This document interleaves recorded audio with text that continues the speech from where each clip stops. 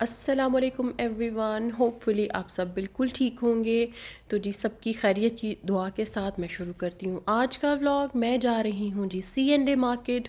C&A market जो है वो भी क्लोथ्स की मार्केट है।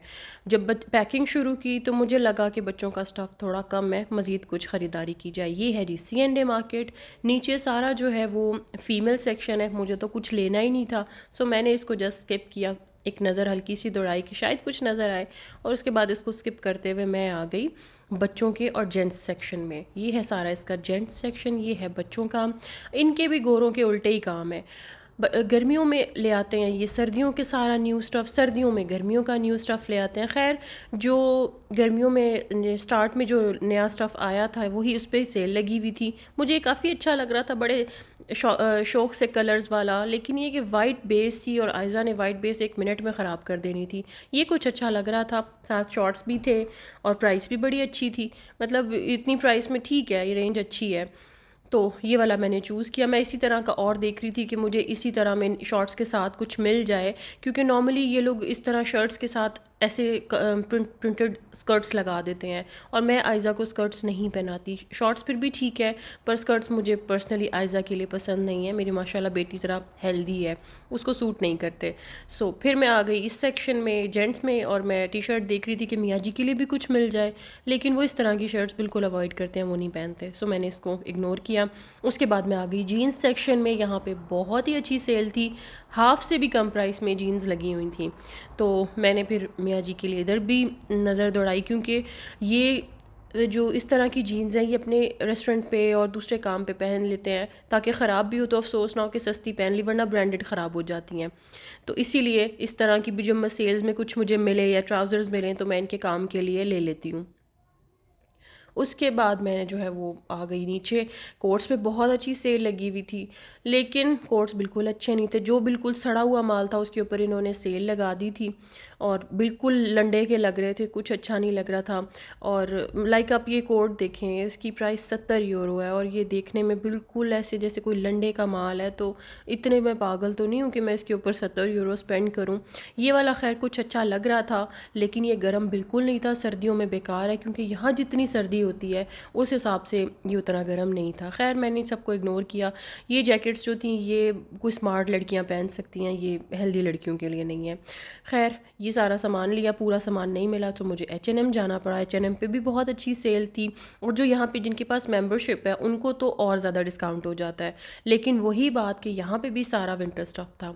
दूसरे जो सेल्स थी, जो बाकी चीज़ें थी, वो बहुत थोड़ा बहुत सामान रह गया था। खैर मैंने चीज़ें पूरी कर ही ली, ढूंढ ढांड के घूमती रही। सारा विंटर स्टफ़ था बीच में, और बड़ी बड़ी मुश्किलों से मैंने चीज़ें पूरी की। ये शॉर्ट्स यहाँ पे भी सेल में लगी थी, लेकिन ये देखने में इतनी रफ़ लग रही थी कि इनमें नई वाली कोई बात ही नहीं थी। ये फ़्रॉक मुझे काफ़ी अच्छा लग रहा था, लेकिन इसमें ये कलर ज़्यादा पसंद आ रहा था, पर ये थोड़ा सा मिक्स था, तो मैंने कहा ये चलेगा नहीं। खैर ये जी ये सारा सामान लेके मैं घर आ गई, और ये सारा मैंने स्टफ़ दिया। ये पेंट मैंने ली, ये मुझे हाफ़ से भी हाफ़ प्राइस पे मिली।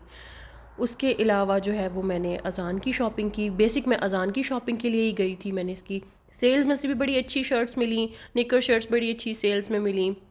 लाइक H&M और C&A में इस प्राइस पे ये चीज़ें नहीं मिलती, लेकिन जब सेल और सीज़न ऑफ हो रहा हो तो इतनी अच्छी सेल्स आ जाती हैं कि आपको मतलब आप बड़ा उस चीज़ का फ़ायदा उठा सकते हो। तो बच्चों की शॉपिंग तो चलती रहती है, जैसे जैसे बच्चे बड़े होते जाते हैं। ये जो शर्ट्स हैं इनका तरीका ऐसा है कि आप 2 ख़रीदें और आपको एक शर्ट फ्री मिलेगी। तो ये मैंने सोचा कि चलो नाइट वेयर के तौर पे तो अच्छी ही है, ठीक है। लेकिन मसला ये है कि यहाँ पे बच्चों के बहुत ज़्यादा कलर्स नहीं होते। तो जब आपको इस तरह के, और ये कलर्स इस तरह के जो आपको मिलेंगे ये आपको C&A से ही मिलेंगे, ये आपको H&M में इतने कलरफुल कपड़े नहीं होते।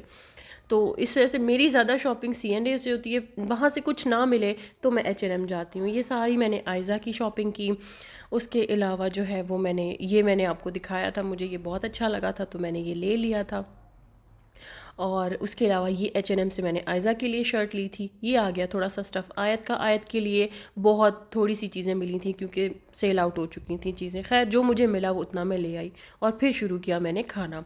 मैं बना रही हूँ जी यखनी पुलाव। यखनी मैंने चढ़ा दी, इधर मैंने मसाले की तैयारी शुरू की।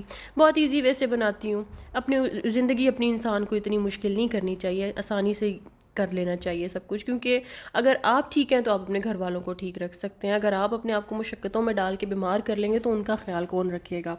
सो जी, खाना मैंने जल्दी जल्दी तैयार किया, दम रेडी किया और मैंने खाना तैयार हो गया। शक्ल से तो काफ़ी अच्छा लग रहा था, लेकिन ये कि मैंने कहा खा के बंदा तारीफ़ करके बताए, ऐसे तो मैं तारीफ़ नहीं कर सकती। जब मैंने दम खोला उसी टाइम पे मियाँ जी भी आ गए और मेरा सब कुछ रेडी था, सलाद, रायता और खाना।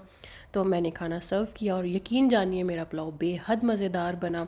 और आपको देखने में भी अंदाज़ा हो रहा होगा कि इंतहाई मज़ेदार पुलाव है। और मेरी छोटी सी बिल्ली ने आज पहली दफ़ा रेड़ना शुरू कर दिया, प्लीज़ माशाल्लाह कह दीजिएगा। और अगर आपको मेरा व्लॉग पसंद आता है तो प्लीज़ सब्सक्राइब माई चैनल। अपना ख्याल रखिए, खुदा हाफिज़।